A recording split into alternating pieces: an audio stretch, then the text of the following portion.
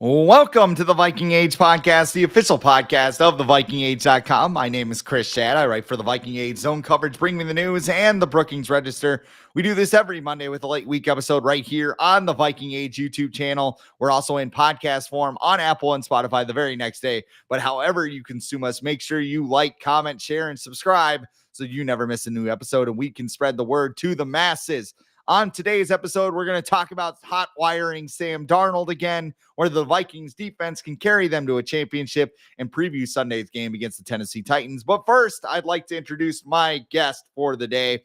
His name is Daniel House.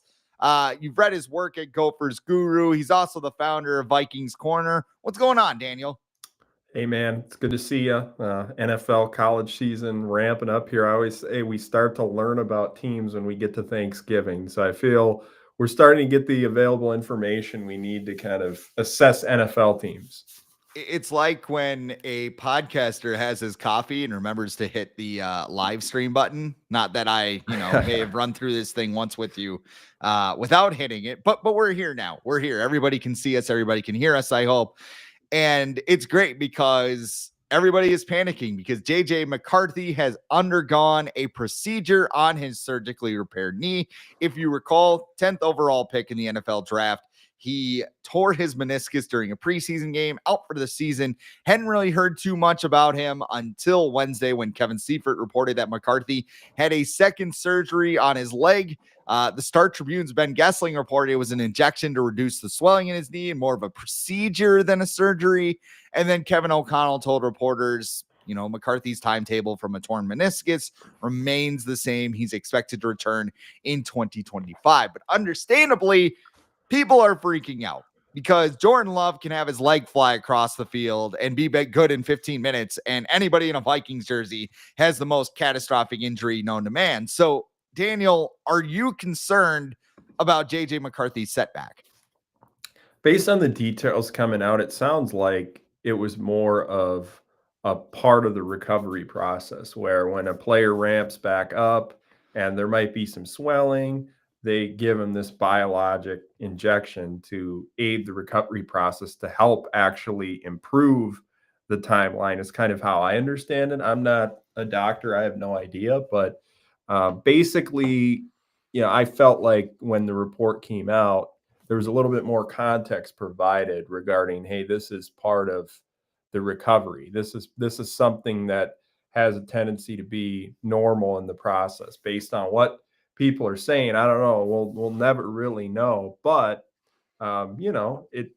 it's a long road back. He's still got a long way to go in the recovery process. So we'll see, where he's at come training camp next year, and hopefully he has a quick, speedy recovery. I think it's something, but it's ultimately going to be nothing. Like when people heard, Yeah. and I think, I'm not criticizing Seifert's reporting here, but I think the wrong word may have been used from the jump where he called it a surgery, which is technically correct. Because I think if I read correctly, they scoped his knee and then they said, hey, this is probably the best. There's nothing wrong with it. Let's just give you an injection and we'll just calm this down. A lot of people look at Sam Bradford's knee when he came into the league. He had a couple of knee injuries and then it was like bone on bone by the end of his career. I mean, I think right now it is something, and people just want to hear good news about JJ McCarthy. They want to hear that he's looking good. They want to hear that his knee's doing fine. They don't want to hear anything negative. So when something like this comes out, red flags, red sirens, and everything goes on, and everybody wants to hear about it. But I think, ultimately, if he's back in 2025, he's at OTAs, he's at minicamp and all of those things, I think that will be the best case scenario for the Vikings in this situation. Well, it's a situation where a word gets, someone sees the word surgery and it's constantly, instantly in your mind that something's majorly wrong. So, it was one of those things where, people will run with a certain word here or there and it'll blow up and people will get nervous. But I don't think there's any reason to be panicking at this point yet until we see where he's at when the training camp rolls around. If there's still issues then I'd say, hey, there's probably something going on here. When Twitter doctors see the word surgery, they put on their lab coat and they go make a video. I saw Yeah. one of them put on his freaking lab coat while he's like talking on the video, and I'm just like, man, I don't know if I stumbled on the wrong site here or what am I doing here, but yeah, those Twitter doctors going all out these days. But no injury here, but Sam Darnold, bit of a situation with him as well. The Vikings signed Sam Darnold to be their quarterback. Everybody hated it. He played out of his mind for the first month. Everybody loved it. And now some people would call it the blue screen of death. He had 3 interceptions against the Jaguars, and everybody wants to know if the Vikings can fix Sam Darnold again. If we're talking computers here, has Sam Darnold downloaded LimeWire, or can Kevin O'Connell fix him again? And are you old enough to remember LimeWire? Because I might be out of my references here. No, I remember it. Yes. So you downloaded it and like your computer would literally burst into flames. I never downloaded it, but some of my friends did, and it was like, oh no, the computer is gone. Like it was in middle school back in the day. I remember destroying several computers, just trying to get some Limp Bizkit songs, man. But Sam Darnold, like what's going on with him? What do you think Kevin O'Connell can do to kind of destroy this rash of interceptions he's been throwing? Here's what I'll say, just as, perspective, looking at this thing holistically the last few weeks, I feel like it's just been a little bit, offense has been a little disorganized at times, like just getting lined up right, detail, legal formation here, false start there, all these little procedural things. It might seem superficial to like the casual eye, but when you get backed up behind the sticks, 5 yards here, 10 yards there, suddenly the play calling changes. The quarterback's put in less advantageous positions. The offensive line is, in a more of a passing situation.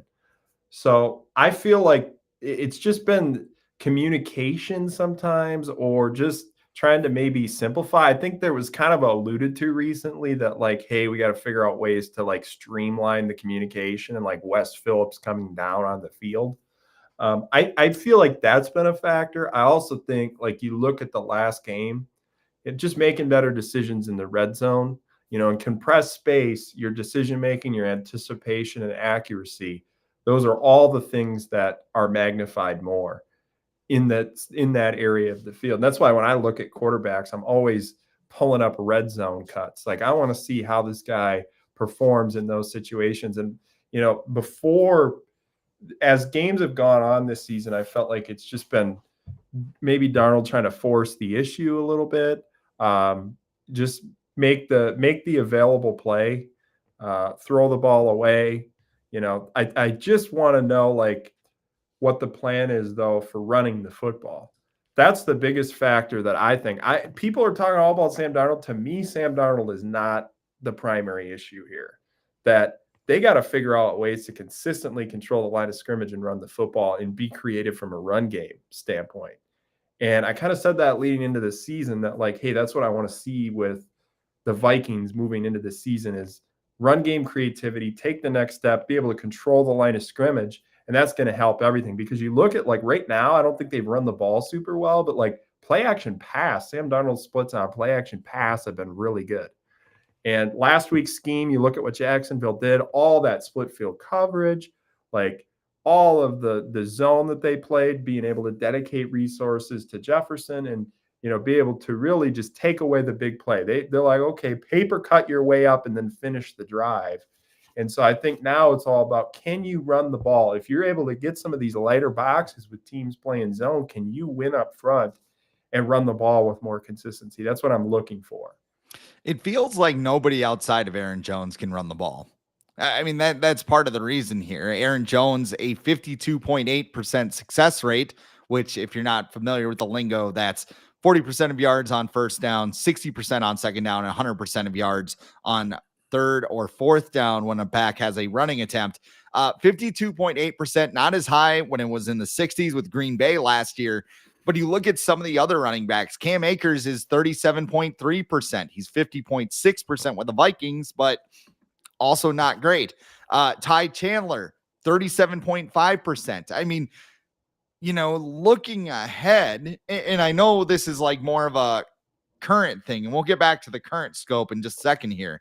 Like running back has to be a position the Vikings take in next year's draft, right? You're a college Good football draft guy. class.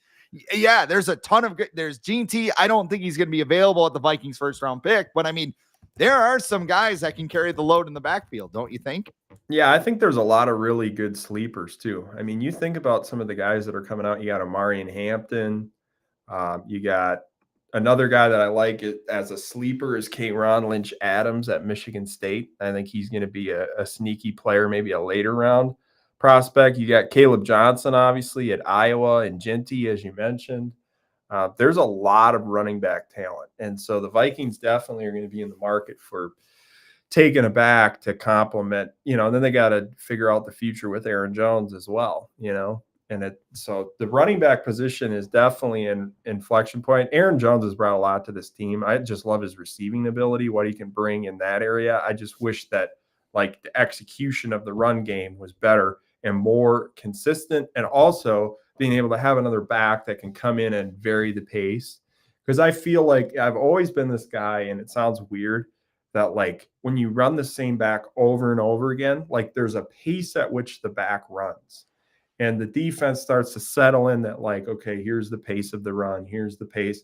And then if you're able to bring somebody else in that has a different stylistic feel of running the football, it changes everything. So I feel like it's a combination of factors. It's scheme, creativity that maybe needs to get tweaked a little bit.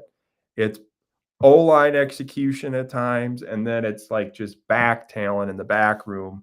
And you got to be able to take some of these carries off of Aaron Jones, because if you continue to have to run him a lot frequently and take these big hits, I mean, you saw that huge hit he took. He had to come out of the game. I mean, gosh, they just need to develop more of a consistent running game. Maybe Cam Akers is that guy now that he's been here for a while that can supplant him. I think he had a couple of good reps in the last game when he came in, but that's the thing. Sam Darnold's not even on my list of major issues right now. I want to figure out the run game. And also the other thing that's bugging me is the thing that drives me insane when I watch games is blocking on the perimeter. I feel like the Vikings wide receivers need to like improve their consistency in the run game to spit out some of these, 5, 6, 7 yard runs and make them, 10, 15, 20 yard runs. There's just been a few reps this year where it's like, sustain your block, and something might happen here. I think Aaron Jones is really good at creating yardage after contact. I mean, I'd have to look up the exact number right now, but it's significantly more than Alexander Madison and Ty Chandler had a year ago. But you're onto something with that wide receiver blocking, because I think, when you have guys that can't create yards after contact like last year, or even when Aaron Jones gets out of the game, you need those receivers to clear some space. You need a little bit of help from your offensive line, which has been fine. I mean, Cam Robinson had a really bad game on Sunday, but he's been okay. We'll see what happens on Sunday if he plays. It sounds like he's got a foot injury. I also look at this offense too, and a lot of people say, hey, Kevin O'Connell's a great play caller. Like, you don't have to worry about this stuff. But I also think they don't spread the ball around enough where, all 3 interceptions for Sam Darnold were to Justin Jefferson, which is great. He's looking for 18 whenever he's in trouble. But at the same time, you have Hawkinson, you have Jordan Addison, you have Aaron Jones out of the backfield. Do you think they need to disperse their targets a little bit more? And that would help things not only in the running game, but in the passing game as well. Well, and there's a lot that we don't know in terms of like, okay, what was the intent of the play design? And that's what I always caution people about is like, we don't know exactly what the progressions are for the quarterback for the specific play. We can kind of infer, but I look at like the opening scripts for Minnesota. When they're able to spread the ball around, they're on that opening script, they built things up, they have a ton of success. But then like when they get off of that, first 15 to 20 plays, it seems to me that like the offense does not sustain that consistent rhythm.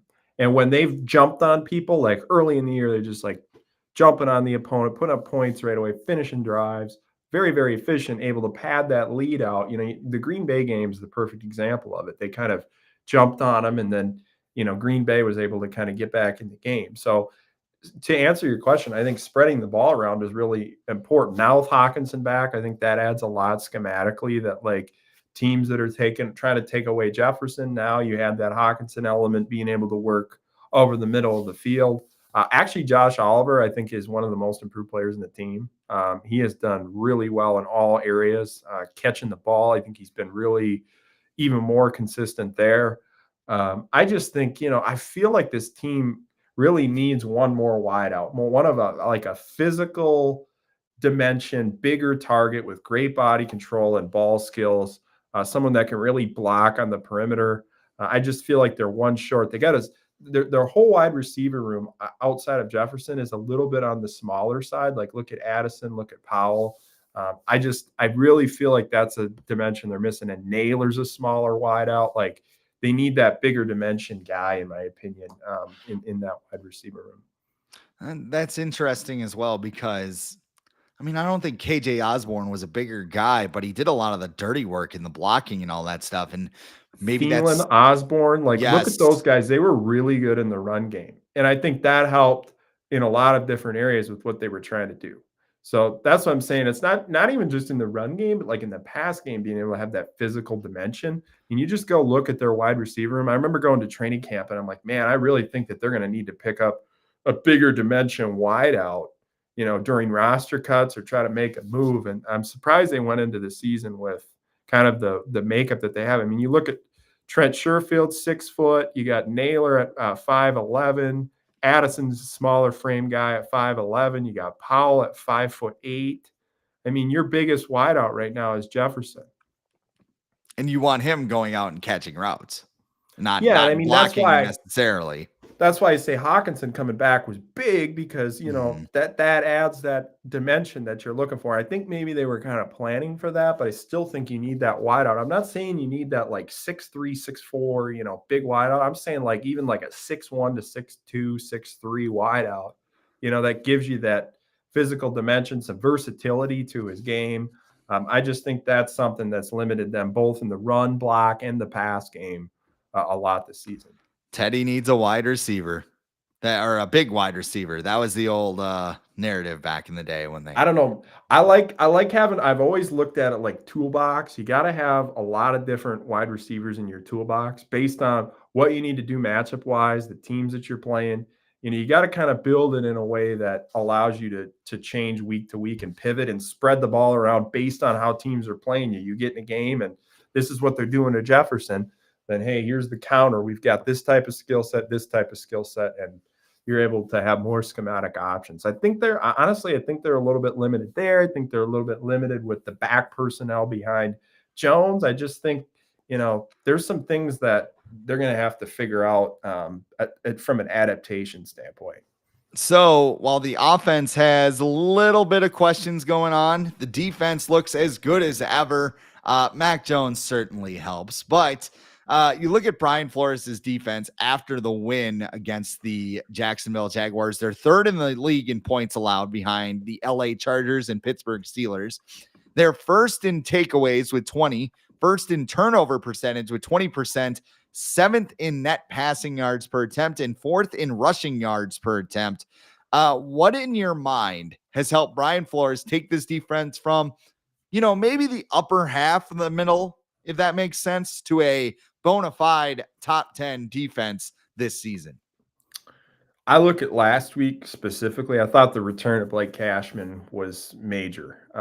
Just what he can do in underneath zones when you're dropping him into coverage, what he does in the pressure game. You're able to send him off blitzes. You're able to loop him. You're able to do simulated and creeper pressure type of things. You look at early in the game, they're playing a lot of Tampa 2 cover 2 invert type of stuff where they were able to hit up the seam and make some plays into those zone holes. Then eventually, as the game went on, Flores was starting to mix things up where, he'd send a simulated creeper pressure and set up a sack opportunity. I thought the exotics in the front were really good and tied into the coverage. And that's been what has helped the Vikings defense a lot. Is I don't think they're particularly strong like in either category where it's like they have an elite pass rush and they have, an elite secondary. It's more like how can the coverage and the pass rush complement each other? So I think schematically, how you tie those things together is really important. Like, what are the opponent's weapons? What do they like to do schematically? And then what type of coverages do you use to take that away? And then what type of pass rush approach do you take? Is it more relentless rush? We're going to get upfield. This guy's not a concern to escape the pocket. We're really going to go after this guy and dash in some blitzes. Or is it more, sit back in coverage, compress the pocket, force the quarterback to have to find the window. So I think that's what Flores has done a really good job of, is like understanding the strengths and weaknesses of his team, putting the players in the best position to be successful, and then like adapting based on what the other team is doing and what their strengths and weaknesses are. I think that's a sign of a good coach. I mean, Jonathan Grenard, I think, has played really well up front. I think it's kind of been him and Cashman have been the two big additions this offseason that have kind of elevated this defense in many respects to do things that Flores wants to do. Yeah, I think you're right on, because that was my next note. Is I think a lot of the personnel shift has helped Brian Flores a little bit. Some of them are temporary solutions. You look at the cornerback room with Stephon Gilmore and Shaq Griffin, but Grenard's playing well. Van Ginkel's playing well. They're developing Dallas Turner behind those guys, which might actually help him in the long run. Just looking at all of the new guys that they have, and as well as they're playing, yeah, there are going to be injuries. Maybe there are going to be some bumps in the road, but can this team play ultimate Mike Zimmer football to win a title, where you lean on the defense, you limit your turnovers, you dominate the time of possession like they have the last 2 weeks? Like, is that a recipe for this team to win a championship? Well, eventually you have to be able to run the ball. When you get into November and December, the playoffs, you got to be able to pound the rock. I mean, I understand that, like, a lot of people think that, the NFL has shifted to the point where, it's a pass driven type of product. However, when you get to the end of the year, it always comes down to who can run the ball, who could be physical, who can hold up at the point of attack. And I think that ties into your defense too, that like, hey, you're able to sustain drives, you're able to be physical, but then you're able to finish them and physically dominate to the end of the game. And so I think that's a challenge. I think if the Vikings want to put it all together here, they have to show me that they can finish games, they can throw to score, and they can run to win. I mean, that is kind of the area that I want to see moving forward here the next few weeks. And, defensively, can they hold up personnel wise? I don't know. There's been weeks where I felt like the front looked tired. I thought, in defense of them, that Rams game, I mean, you're coming off a physical matchup against Detroit. You got a short week. You're going out west. And I just felt like the entire D line that whole night looked totally gassed. And so I'm kind of like taking that as with a grain of salt, how they played in that game, just because I thought it was an outlier. But to answer your question, it's more like, can they run the football? That's the factor that I want to see, because I think they're okay defensively when they have all their personnel, especially when Cashman's in there. I think that really stirs the drink to have that second level defender that is dynamic. Well, if you're confident about the Vikings' ability to run the ball, you can pick higher on Aaron Jones rushing yards on Underdog Fantasy. Yeah, Ooh. that's a nice little segue, don't you think? Ooh, look at that. Underdog is the place to play if you're a sports fan looking to win money while watching sports. With over 5 million happy players and $2 billion won, Underdog makes it fun and easy to cash in on all your favorite athletes' performances. Compete against other players just by selecting higher or lower on 2 or more players' stats, and you can win up to 1,000 times your money. So turn every touchdown into a win with Underdog. Underdog is the best place to cash in on all your football takes this season. Which players are going off, which ones are ice cold. Make your entries in just a few taps and turn your sports opinions into real money. Underdog also has vulture protection. If you select a designated running back to score a touchdown in your pick'em entry and they get vultured, we will rescue your entry. And Underdog has a game known as Red Zone Rush, a game you won't find anywhere else. Just pick whether or not a player will score a touchdown by swiping right for yes or left for no. As simple as that. Plus, your entry will be automatically boosted and you'll get a 51% profit boost when you play.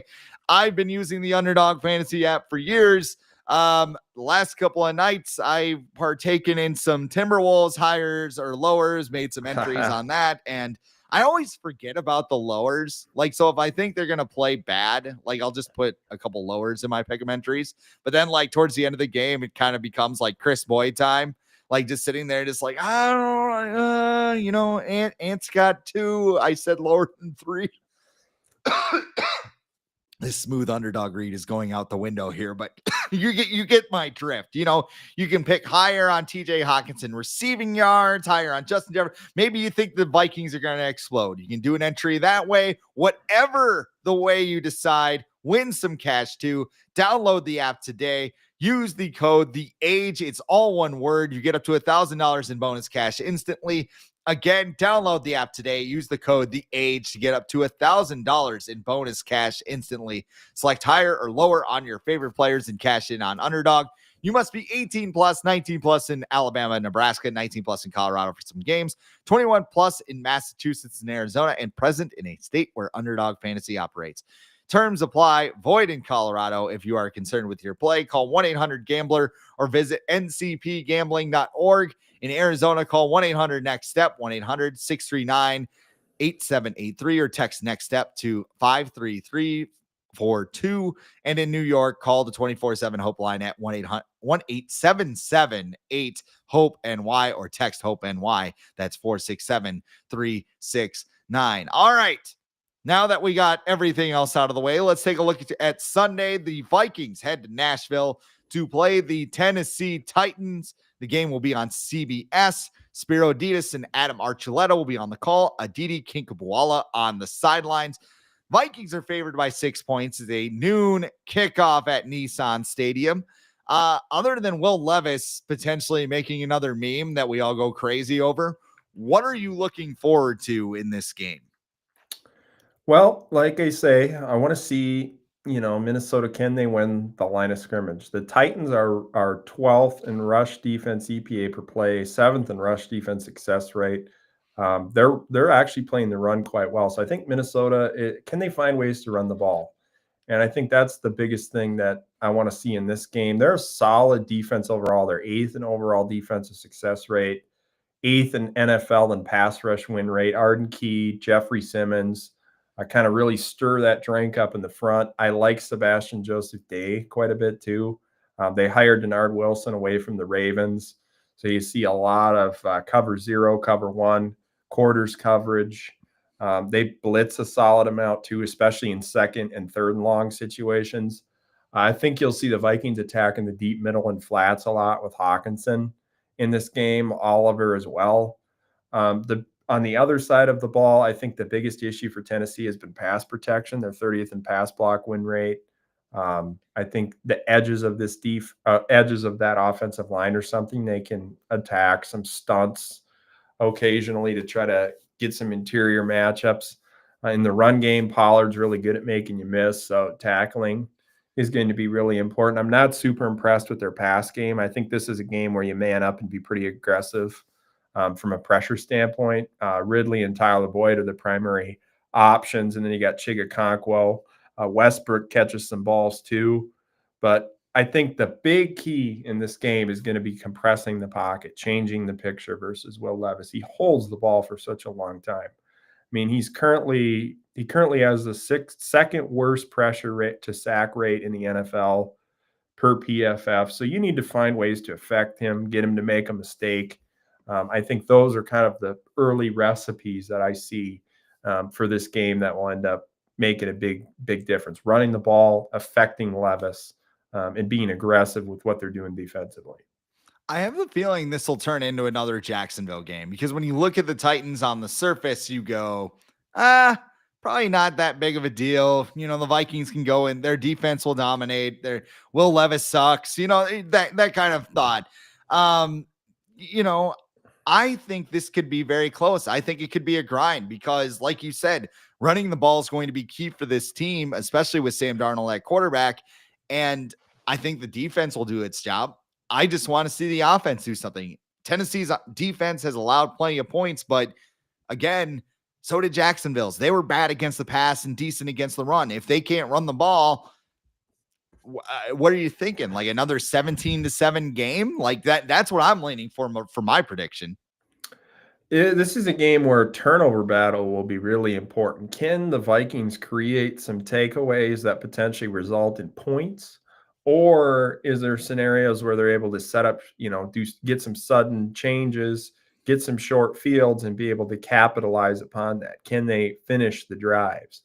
And, Tennessee's defense is one that I don't think is awful by any stretch of the imagination. Like I've seen a lot of people acting like this is going to be a potential easy win for the Vikings. I don't think so. I think that this game, going out there, the biggest thing that I feel will determine the outcome of the game is if they can create some takeaways. Can they force Levis to do some things that, allow them to get good field position or be able to capitalize with some points defensively? And I don't know. I just don't think that Tennessee's run game has been very consistent. Their pass protection's been leaky, but their defense has been okay. And I think that that's kind of how I want to see how they scheme. What do they do to try to take away Jefferson? And how does Minnesota counter that? So what do you got for a prediction for Sunday's game? I'm going to say I think the Vikings end up winning this game 24-17. 24-17. Okay, a little more points. And I think that that's a result of defense getting a score in there. There'll be one score, like a pick six or something like that, that gets them over the top in the end here. And that's kind of what I'm basing it on. And they almost had one last week with Blake Cashman. He scooped up the fumble, but then they called it back for, what was it? I think I don't remember what or no, maybe he was down. He was down. That's right, because Mac Jones was diving for the first down, and then Blake Cashman said, "Look what I got," went to the end zone. I'm going to stick with 17-7 Vikings. I think they hold off the Titans offensively. I think it'll be kind of a grind for the Vikings offense. But hey, they'll be 8-2 and they'll go to Chicago and they can win that game. Chicago doesn't look that great either. Probably will be another meat grinder game. But if you go 9-2 coming back home to host Arizona, you got to feel pretty good about where this team sits. Jeffrey Simmons scares me a little bit. I think the interior of this offensive line, that's the other thing we didn't talk about. I don't think the pass protection has been as consistent the last few games here, especially inside. I think that this game, that's what really worries me about this game is Tennessee's D line versus Minnesota's O line, specifically Jeffrey Simmons. I think that that's one of the things that they're gonna have to hold up. Well, I think you got to move the pocket in this game a little bit. Try to boot, move. I think there's been some situations where they've been able to do that occasionally, like the Colts game coming out in the second half, booting a little bit. I think you've got to find ways to try to play action, get Darnold out of the pocket. Can't have him standing back there all the time. Because I think that this interior of the D-line for them has got some talent in it. So, wrapping up here, what do you got going on at Gophers Guru? And if you got anything else at Vikings Corner, why don't you drop it? Yeah, you'll see me tweet about the Vikings quite a bit, dropping some analysis on the games, giving some insight, because I'm definitely still keeping up on the trends of the game and what's going on with the Vikings.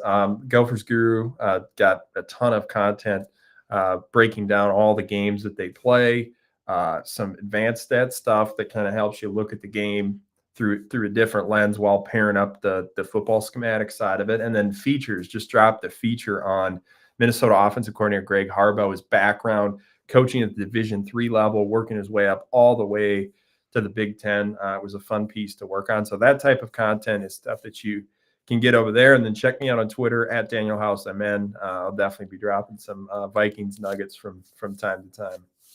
So Daniel House MN. I am Chris Schad at the real Chris Schad. This is the Viking Age podcast. We're also in podcast form on Apple and Spotify the very next day, but however you consume us, make sure you like, comment, share, and subscribe so you never miss a new episode and we can spread the word to the masses. For Daniel House, I am Chris Schad. This has been the Viking Age podcast.